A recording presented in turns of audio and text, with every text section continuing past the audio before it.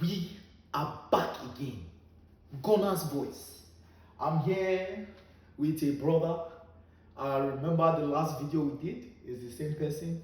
He has a lot of names. You may know him as chairman. You may know him as boss. You may know him as OJ. You may know. If I don't introduce yourself, your names are too many. Introduce yourself. Introduce yourself. My name is Mr. Semi-Final. You get it? If you don't get it, forget about it. Confirm. It's still me here, MC OGB. So I have some questions for you. Yes. At the beginning of this game, not to say I did try spread. It's not like I'm trying to be proud, but I told him it will end 2-1. Yeah. So I did not have a doubt if we were going to qualify. Yeah. You feel up? No matter. So, but back to the matters at hand. Yeah. When the game started, what did you think about Ancelotti's selection with his team, the players that he chose to go with for this clash, this second leg clash? I mean, it was very well expected, but personally for me, I thought he was gonna make a change with the front three because, like, I think playing all three of them, they don't know how to complement each other. Don't get me wrong, like they've played where like they have passes and what that, but I feel like if you had taken maybe one of them out and brought one of them in the second half instead of like Hendrick, so Hendrick should have started, I felt like maybe the game would have changed a little bit, but I felt like the game was way too. It seemed like the first, couple minutes, it felt like, it was rough here and there, but I'm speechless. But yeah, I really did expect that, he was going to play Hendrick and then maybe Mbappe was going to come in the second half.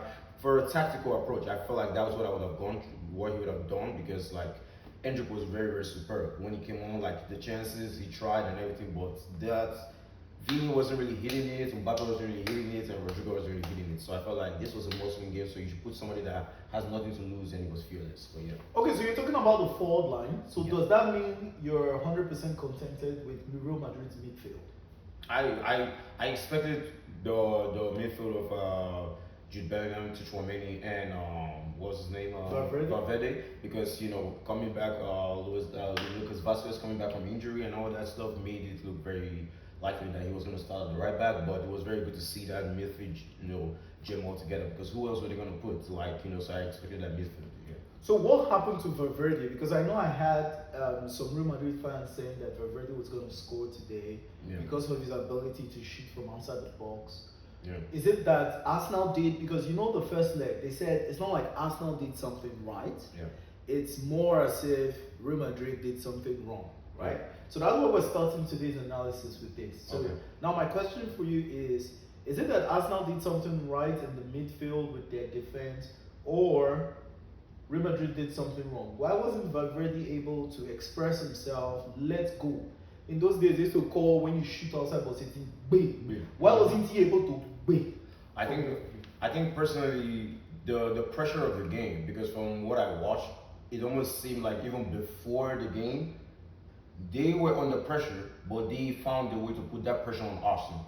Like the fan base, everybody's talking, so they made it look like they were very settled. And Valverde, he hasn't really played in that midfield role in a while, so it gets accustomed, especially the magnitude of the game. You have to win this game. You have to overcome a 3-0 deficit to qualify and go to the next round. So I felt like if you play another game, maybe he would jump in. But I just felt like the magnitude of the game was too much. Well, he's an amazing player. Don't get me wrong. He's a complete player, because for you to play right back, defense, and also play the attacking role, but I just felt like the magnitude of the game was too much for Real Madrid today.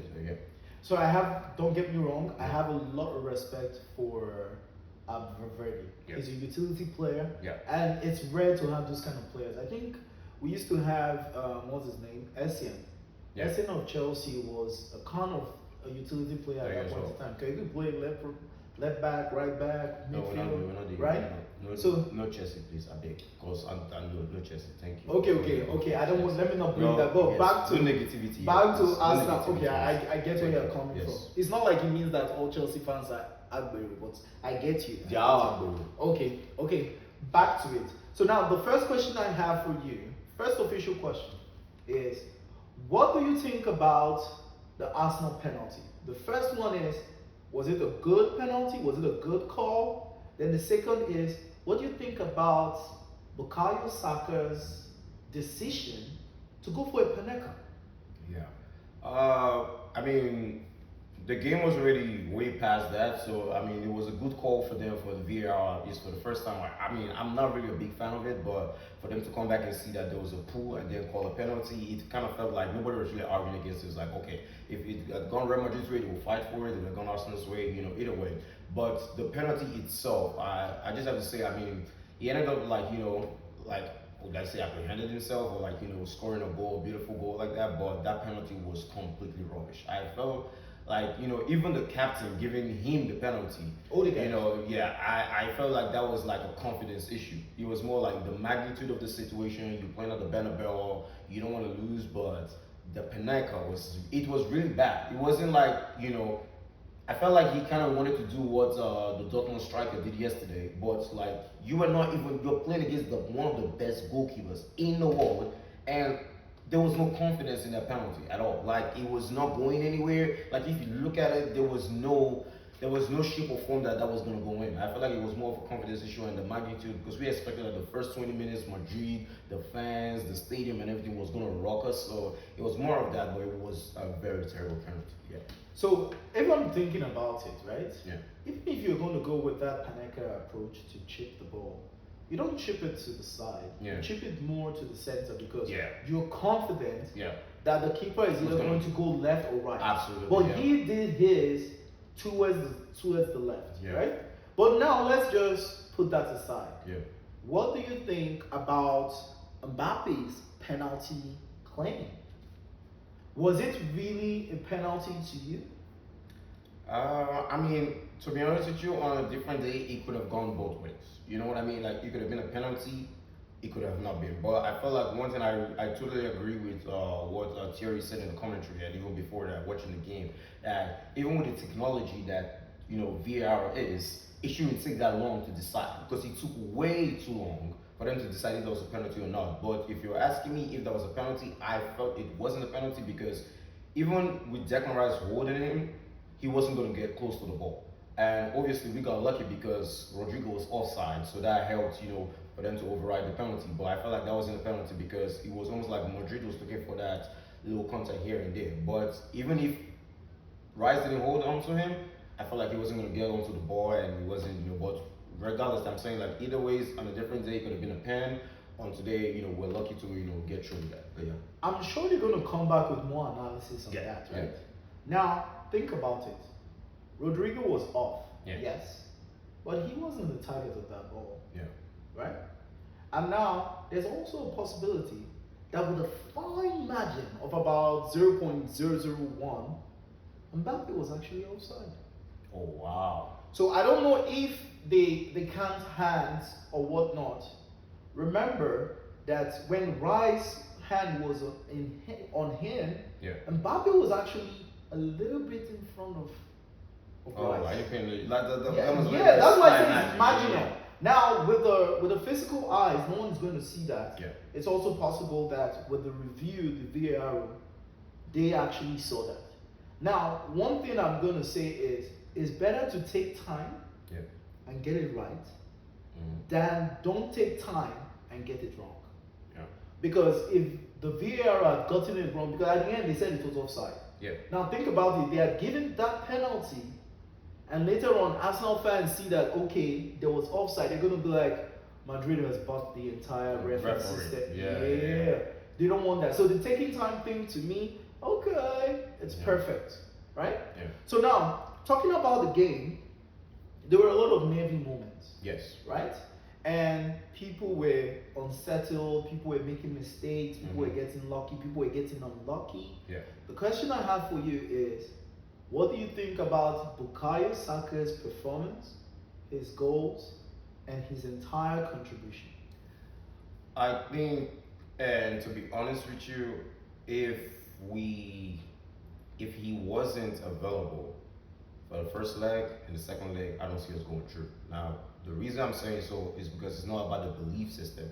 It's because if you watch the first leg, the 2 free kicks came from fouls that he was the one that they were targeting. And you can see that Real Madrid made a conscious effort with Alaba and everything to continuously target him because he was the main and the major He threat. needed to be contained. I Yeah, agree. so the fact that the first leg, I mean, we got those were magnificent free kicks. Not to bring that back, that's a totally different game. But today you could also see the same thing too. The first Alaba already had a yellow card in the first 5 minutes of the game already because they already had a tactics set up, and that we have to attack this guy because this guy is the one that is the most creative person. Odegaard really wasn't he's getting his confidence, and we're gonna get into that a little bit later. But you can see that Saka was the main threat. So if you could lock him down, you could see that then they could stand a chance to go in through. But yeah, he had an overall performance over both legs. I would say that he's shown the reason why he's Mr. Arsenal at the point because literally without him, we're not scoring this goal at the Bernabeu. Without him as well, we're not having those 2 free kicks at the Emirates where Rice is putting those 2 free kicks away. So I could say that he was literally our main person. But it was a complete team performance. You cannot override the whole rest of the team. But he was. Yeah, he's we don't Mr. want to Arsenal for a reason. underplay other people's contribution. But now the next question I have for you is, what do you think about his goal, and do you think he should be the man of the match for today's game? His goal was very significant because that gave us that little confidence to be like, oh, we are doing something right now. Like we are literally rewriting our own history. But man of the match, I wouldn't say him because that penalty, it could have gone both ways. Because football is about momentum. If the momentum has shifted and let's say Real Madrid get that penalty given to them or whatever and they score, it's a different ball game we're talking about altogether. But I would not say he's our man of the match, but it was a whole team performance. Personally, for me, the man of the match, I can't believe I'm saying this, I would give it to Kylian, which we know as organic killer because I cannot believe I'm saying this, that in both legs, he had a 10 out of 10 performance. I was personally looking for him to make mistakes in both legs. And I was watching him and he was more confident. It was almost like he had really nothing to lose, but he played like a proper experienced center back. And the most experienced one that we had a lot of shaky moments in the first leg and in the second leg. Had shaky moments. So for me, he literally is our man of the match because covering the big shoes of Gabriel and filling those shoes and actually performing and not really people are not paying attention to his performance, but it's like he was there. Look, Vini had so many chances. He's there. He's tackling. Like he was fearless. So I feel like he's personally my man of the match. But that's not he has to get his confidence going. But I feel like he was the one that that literally had no mistake. It was a flawless performance. Also, I would probably give it to Raya as well because Raya first leg didn't concede no goals. Second leg, if not for these, and the time wastage and everything is ball management. But I feel like it's between either Raya or Kyril. What would you say is your man of the match? No. Let me even address yours. So you're saying Raya or Kyril, aka Organic Killer. Organic Killer. I won't lie. I think Organic Killer was really impressive. Yeah. Right. But to your point, from my perspective, I could see a lot of people playing well. I think personally that Martinelli put out a shift today. Okay. And it was easier for him because Valverde wasn't playing that right back. Yeah. But Martinelli dealt with Lucas. Lucas Vazquez, yes. Yeah, dealt with him and I was impressed. Yeah. So even before the goal, I told you this game was going to end 2-1, right? Yeah, you did say I that. literally saw it coming because before that pass to Martinelli, there was a time where they had the counter opportunity. They were supposed to release it early and they didn't release it early. Another person that was a beast today that I think people disrespect, and I have to bring it up, is Partey. Oh yeah. Right? Yeah. Partey had a hell of a game today. Partey is a prolific bowler. Yeah. Let's not do this. Yeah. Let's not beat around the bush. Merino, I could see a lot of places that Merino needs to improve upon as a striker. There was a time he had this counter opportunity. I don't know if he was tired, right? Yeah. Joao were 9.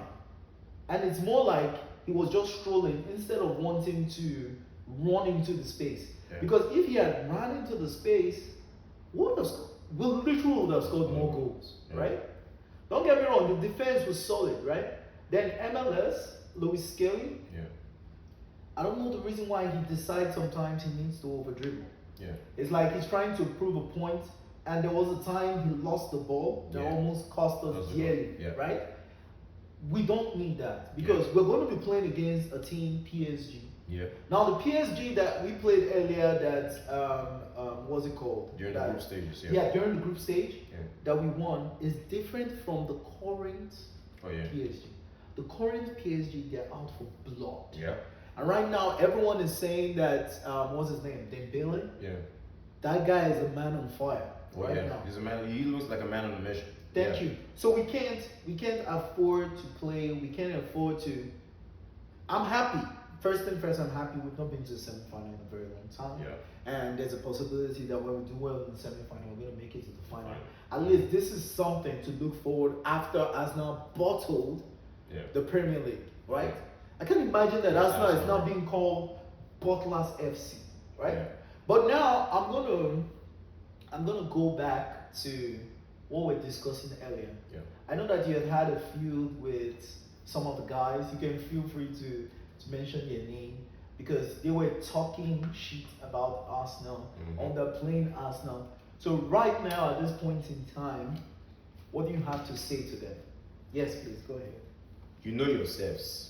I will call on a name, but you know yourself. I'm going to start with the one that I first know in New York. Luna, you were texting me. You were making noise. We are going to come back. Okay, wait first. Now, Luna aside.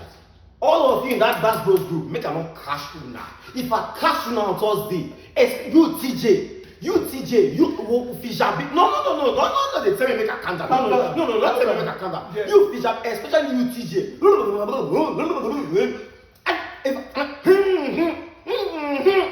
We go see now. She's gonna get match tomorrow. We go see. You people did not believe in us, but God did. You know what it takes to beat Real Madrid home and away. Una don't do am. So No. I just let me just make a point. So I don't know if it's a rule of thumb or something. I support Arsenal.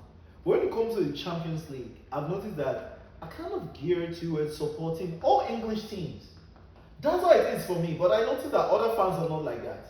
Because how can you have a Chelsea, Liverpool fan and all of them are supporting Real Madrid? It's more like they are beefing Arsenal. They don't want Arsenal to progress. I'm not built out of that cloth. When Aston Villa was playing the other day, right? I was in support. I wanted Aston Villa to make it, right? And they were really close. No, calm down. No. You said you speak English. Address these people. They were not friendly. Address them. Which one be you? They were not. Address them because it was when we lose to them. I know. And you know, they were already threatening to remove you from a group, right? You see what they want to do? Yes, You see what they want to do? They want to yes. take my life. Yes. They want to take my life. Oh. But it's a happy day all round and round. Up Gunners. This is Gunners Voice. We're going to be discussing all things Gunners fans. Feel free to comment, like, contribute, ask questions. We're going to stop here for now.